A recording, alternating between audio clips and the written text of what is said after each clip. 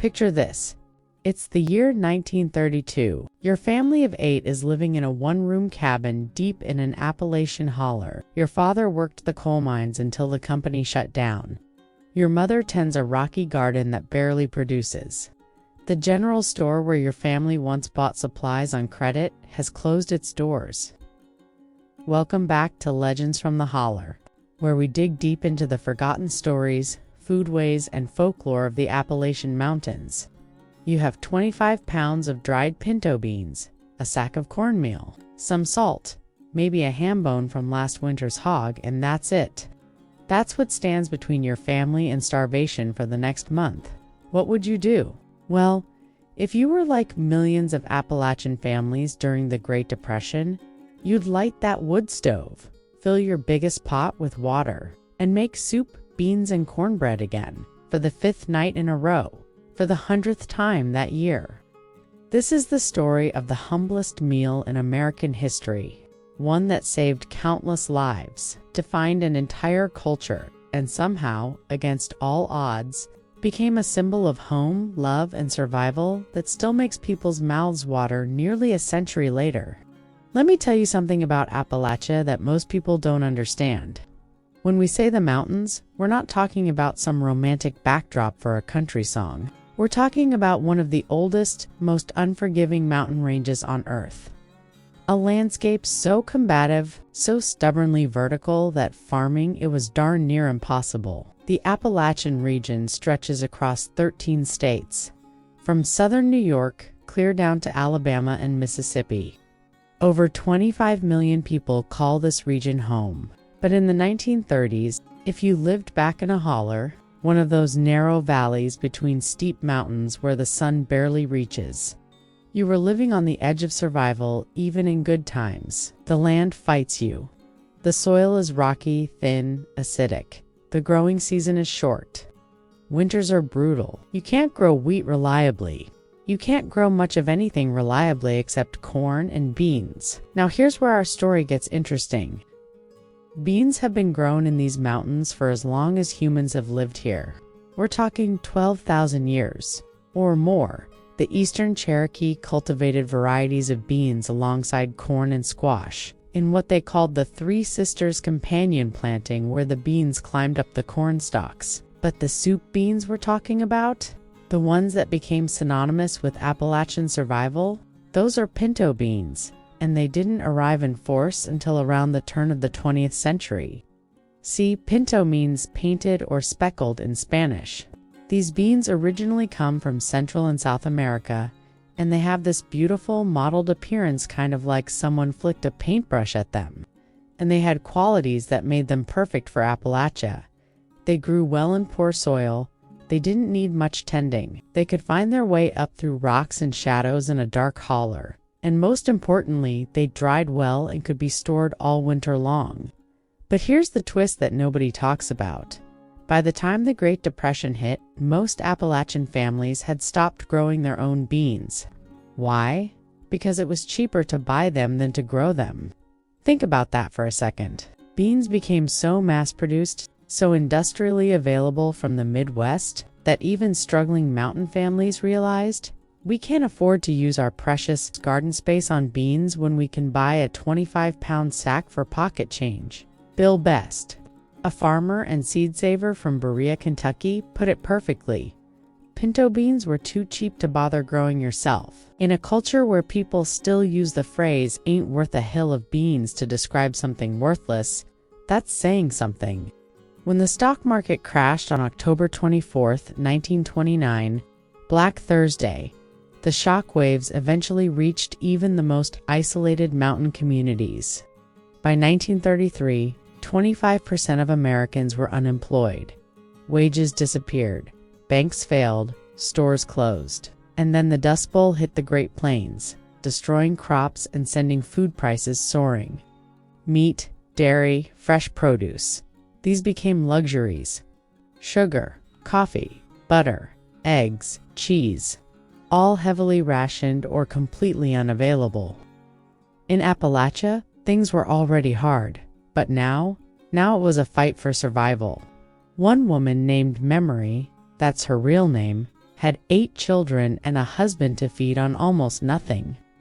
Her daughter, who everyone called Momo Eve, remembers it clearly. My mom bought beans in 25-pound sacks. That would probably last us a week. Back then we had beans and taters and beans, and biscuits and gravy for breakfast. Memory was diagnosed with breast cancer when her daughter was just 11 years old. So Momo Evie learned to cook those beans. She learned to make those biscuits. She learned to feed her family because there was no other choice. Soup kitchens opened in cities, famously run by folks like Al Capone in Chicago. The government distributed commodities: flour, lard, powdered milk, canned goods. But in the hollers, you were mostly on your own. You ate what you could forage, hunt, or raise. You made do with what you had, and what you had most days was beans and cornmeal. Now, here's something that confuses people. Soup beans aren't soup. I know the name is misleading. But soup beans are what you get when you take dried pinto beans and simmer them low and slow until they become creamy, tender, almost falling apart, swimming in this thick, flavorful liquid that mountain folks call pot likker. It's not thin and brothy like soup. It's more like a creamy bowl of smoky, sweet, savory goodness that gets better and better with each passing day. The musician Doc Watson, who lived his whole life in Deep Gap, North Carolina, once said about soup beans, "I could never get my fill. If I ate twice what there was, it would have been half what I wanted." That's soup beans.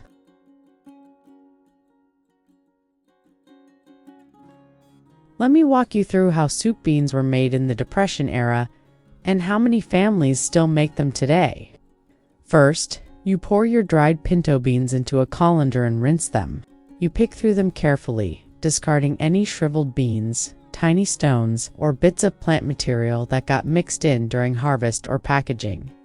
This part is crucial. You don't want to bite down on a pebble.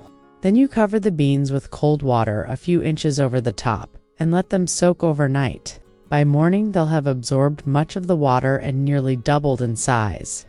You drain them, rinse them gently, and transfer them to your largest, heaviest pot. Now here's where the magic happens, or rather, where the limitations of poverty shaped the dish. In better times, you'd add seasoning, meat, a ham hock, a ham bone, some bacon, salt pork, fat back. The pork fat and smoky flavor transform beans from bland to extraordinary. But during the Depression, many families couldn't afford meat at all, so you'd make do. Maybe you had a single ham bone you'd been using for weeks, boiling it again and again until every molecule of flavor had leached out. Maybe you had a spoonful of bacon grease saved in a jar. Maybe you just had salt, pepper, and an onion. You'd cover the beans with fresh water about 2 inches above them. Add whatever seasoning you had and bring them to a boil. Then you'd reduce the heat to low, cover the pot, and let them simmer and simmer and simmer for hours, often 6 to 8 hours. All day if you had the wood for the fire. The house fills with that smell, earthy, comforting, the promise of a full belly even if there's nothing else. Kids would come in from playing and, no, tonight we eat. Might be nothing but beans and cornbread, but we eat. You see, soup beans weren't just cheap. They were nutritionally brilliant, full of protein and carbohydrates. They gave you the energy to do hard manual labor farming, Rocky Mountain soil, hauling water, chopping wood, walking miles to school. They kept you alive, and they had this remarkable quality. They got better with time. Reheat them the next day. Creamier. Day 3. Even better. Thicker. More porridge-like. Nothing was wasted. Nothing could be wasted. But soup beans alone don't tell the whole story. You need cornbread. You need it. Because cornbread isn't just a side dish in Appalachian cuisine. It's the utensil. It's the plate. It's the sponge that soaks up every drop of that precious pot liquor, so not a single calorie goes to waste. Now, Appalachian cornbread during the Depression was different from what most Americans eat today. There was no cake-like texture, no sweetness, no fancy additions. We're talking about what was called hot water cornbread or just plain pone. The most basic version, The version that saved lives had 4 ingredients: cornmeal, salt, lard or bacon grease, and hot water. That's it. You'd mix the cornmeal and salt, add melted lard and boiling water, and stir until you got a thick batter. Then you'd heat more lard in a cast iron skillet, because of course you used cast iron. What else was there? And drop spoonfuls of the batter into the sizzling fat. Fry them like pancakes until they're golden and crispy on both sides. Or, if you could spare the wood to keep the oven hot, you'd pour the batter into a greased cast iron skillet and bake it until it's crusty on the outside and dense on the inside. No eggs, no buttermilk, no sugar. Those were luxuries most families didn't have. Native Americans had been making versions of this bread for thousands of years, using just cornmeal and water. During the Civil War, soldiers made corntack, cornmeal, and water cooked over open fires, and complained bitterly about how bland and unappealing it was. But in the hands of a mountain woman who'd been perfecting her cornbread for decades, who knew exactly how hot to make the grease, how long to let it cook, how to get that perfect golden crust, that simple cornbread became something to look forward to. Here's what a Depression-era soup bean supper looked like in a typical Appalachian home. The family gathers around a table, or maybe just sits on whatever seating is available in their 1 or 2 room cabin. The beans come out in a large bowl or pot, still steaming, swimming in pot liquor. The cornbread comes out of the skillet, maybe broken into pieces, maybe cut into wedges. If you're lucky, there's a bowl of chopped raw onions to sprinkle on top of the beans. If you're very lucky, maybe some chow chow, that tangy, spicy relish made from end-of-season vegetables, green tomatoes, cabbage, onions, peppers, all pickled together. You spoon beans into your bowl.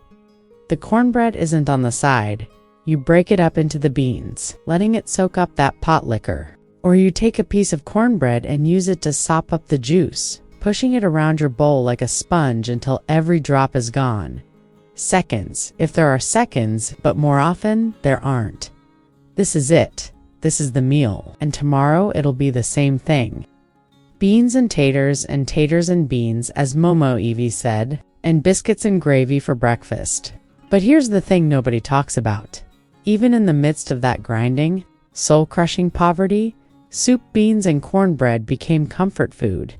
They became home. They became a connection to family, to tradition, to the sheer stubborn survival of mountain people who refused to give up. There's a story from a Depression-era memoir called Cornbread and Beans for Breakfast by James Milton Hanna. He grew up in Cherokee, Alabama, and when he was in 7th grade, a friend named Billy invited him to spend the night. Milton was reluctant because he was poor himself and didn't want to return the invitation, but he finally gave in. When he woke up the next morning at Billy's house, breakfast was waiting: beans and cornbread. Milton was mortified. See, everybody knew that only the poorest families ate beans and cornbread for breakfast. That was the marker, the sign that you were at the absolute bottom. He made a secret promise to himself never to tell anyone how poor Billy's family was. But here's what's heartbreaking and beautiful about that story. Decades later, Milton wrote about it in a book celebrating Appalachian culture. He shared that memory not with shame but with understanding. Because that meal, humble as it was, represented something powerful: survival, resilience, making do. Soup beans weren't just a rural mountain phenomenon. When Appalachian families migrated to cities looking for factory work during the Great Depression and after World War II, they brought their foodways with them. In Cincinnati, a restaurant called Tucker's opened on East 13th Street shortly after World War II. Mamie Tucker, who came from Russell Springs, Kentucky, made soup beans 7 days a week. She sold them for 25 cents a bowl. Newly arrived Appalachian migrants, living in one-room tenement apartments in Over the Rhine, would take those soup beans with them to the factories in tin pails. That taste of home, that connection to the mountains, sustained both their bodies and their spirits in the difficult urban environment. The Soup Bean Poets of Antioch, Appalachia, were a group of writers in the 1970s during the Appalachian literary renaissance. Poet Pauletta Hansel, a founding member, explained the name. It was the only thing we all agreed on as being Appalachian enough. Even today, soup beans appear on menus at Cracker Barrel and Bob Evans restaurants across the country. But ask any Appalachian person and they'll tell you, those aren't the same. Those aren't Grandma's soup beans. Those weren't cooked all day in a heavy pot on a wood stove. Those aren't the beans that kept your family alive. Here's why this story matters right now. In 2025, we're living in a time when food insecurity is rising again, when grocery prices are climbing, when people are struggling to feed their families with dignity, and suddenly these Depression-era recipes are experiencing a revival. YouTube channels celebrating granny recipes are going viral. Videos of people making soup beans from scratch are getting millions of views. Young people are discovering that these incredibly simple, humble meals are not only affordable but genuinely delicious. Why are these videos resonating now? Because they teach us something our culture had nearly forgotten. You don't need fancy ingredients to feed people with love. You don't need wealth to create comfort. You don't need abundance to build community around a table. Soup beans and cornbread represent the ultimate in waste reduction. Home cooking, making the most of simple ingredients. Values that the greatest generation learned out of necessity, but that remain deeply relevant today. The beans are forgiving. You can dress them up with fresh vegetables if you have them. You can make them with fancy heritage beans if you can afford them. Or you can make them the way they were made in 1932 with a 25-pound sack of pintos from the store. Some water, salt, and whatever flavoring you can scrape together. They will feed you. They will nourish you. And if you let them, they will connect you to millions of people across generations who survived on the same thing. So let's talk about how you can make soup, beans, and cornbread today. Whether you're on a tight budget, curious about history, or just want to experience what this comfort food is all about. 1 pound dried pinto beans or 2 pounds for a crowd. Water for soaking and cooking. 1 ham hock ham bone, or 4 to 6 slices of bacon, or use vegetable broth and skip the meat entirely. 1 large onion, chopped. 3 to 4 cloves, garlic, crushed optional but adds depth. Salt and pepper to taste. 2 to 3 bay leaves, optional. A pinch of cayenne or some hot peppers. Instructions. Sort through your beans, removing any stones or bad beans. Rinse them thoroughly. Cover beans with cold water at least 3 inches above the beans and soak overnight. Or use the quick soak method. Bring beans and water to a boil. Boil for 2 minutes, turn off heat, cover, and let sit for 1 hour. Drain and rinse the beans. Put them in your largest pot or slow cooker. Add fresh water to cover by about 2 inches. Add your ham, hock, or bacon, onion, garlic, and bay leaves. Bring to a boil, then reduce to a low simmer. Cover partially. Cook for 6 to 8 hours on the stovetop, checking occasionally and adding water if needed.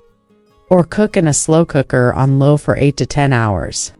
About an hour before serving, add salt and pepper to taste. Don't salt too early or the beans won't soften properly. The beans are done when they're tender and creamy, and the pot liquor is thick and rich. Some people like to mash a few beans against the side of the pot to thicken the broth even more. Serve hot with chopped raw onions, hot sauce, and of course cornbread. Traditional Appalachian cornbread ingredients: 2 cups cornmeal, preferably unground, 1 teaspoon salt, 1 teaspoon baking soda, 1 egg if you have it. Depression-era versions often skipped this. 1.5 to 2 cups buttermilk or regular milk, or even water in a pinch. 2 to 3 tablespoons bacon grease or lard for mixing in extra bacon grease for the skillet. Instructions. Preheat your oven to 425 degrees Fahrenheit. Put a 9-inch or a 10-inch cast iron skillet in the oven with a good amount of bacon grease to get hot. In a bowl, mix the cornmeal, salt, and baking soda. In another bowl, beat the egg if using with the buttermilk. Mix the wet ingredients into the dry, adding the melted bacon grease. The batter should be pourable, but thick. Add more liquid if needed. Carefully remove the hot skillet from the oven. It should be smoking hot with the grease sizzling. Pour the batter into the hot skillet. It should sizzle when it hits the grease. Bake for 20 to 25 minutes until golden brown and a knife inserted in the center comes out clean. Let it cool for just a minute, then turn it out onto a plate or cut it into wedges right in the skillet. Eat it hot with butter or break it up into your beans. Here's what I want you to understand. Making soup, beans, and cornbread isn't just cooking. It's an act of remembrance. It's a connection to history. It's a way of saying, I see you, great-grandma. I understand what you went through. I honor your survival. It's also practical. A 1-pound bag of dried beans costs maybe $2 and will feed 6 people. A bag of cornmeal is cheap. If you've got a package of bacon in the fridge, you've got everything you need to make a meal that will last for days. In times of economic uncertainty, in times when we're worried about feeding our families, in times when we need comfort and connections, soup, beans, and cornbread offer all of that. So let's go back to where we started. It's 1932. You're in that one-room cabin in the Holler. You've got those 25 pounds of beans, that sack of cornmeal, and not much else. But you know what else you've got? You've got a wood stove and the knowledge to use it. You've got a cast iron skillet that's been in your family for generations. You've got hands that know how to work, a spirit that refuses to give up, and a determination to keep your family fed no matter what. You light that fire, you put on that pot, you soak those beans. And come supper time, your family gathers around the table, maybe a little hungry still, maybe worried about tomorrow, but together, fed, surviving. That pot of beans isn't just food, it's love made tangible. It's resilience in a bowl. It's proof that the most important things in life, family, home, survival, dignity, don't require wealth. They require only determination, creativity, and the willingness to make something out of nothing. Today, nearly a century later, soup, beans, and cornbread are still being made in kitchens across Appalachia and beyond. Sometimes out of necessity, often out of nostalgia, always out of love. They're showing up on YouTube channels and food blogs and cookbooks, celebrating heritage cooking. On restaurant menus honoring traditional foodways, grannies are teaching grandchildren. Videos are going viral. People are saying, wait, this is actually delicious. This is actually comforting. This actually fills my belly and my soul. Because some lessons transcend generations. Some flavors transcend trends. And some meals transcend poverty to become something sacred. So the next time you're wondering what to make for dinner, or you're worried about your grocery budget, or you're just craving something that feels like home even if you've never been to Appalachia, make soup, beans, and cornbread. Soak those beans overnight. Simmer them low and slow. Mix up that cornbread and pour it into a screaming hot cast iron skillet. Fill your house with those smells. Sit down with people you love. Break that cornbread into those beans. And remember, you're not just eating, you're participating in one of the great survival stories in American history. Thank you for watching Legends from the Holler. If you enjoyed this deep dive into Appalachian food history, please like, subscribe, and share. Let us know in the comments, what survival foods did your family rely on during hard times? What recipes connect you to your heritage? Let's honor these stories together.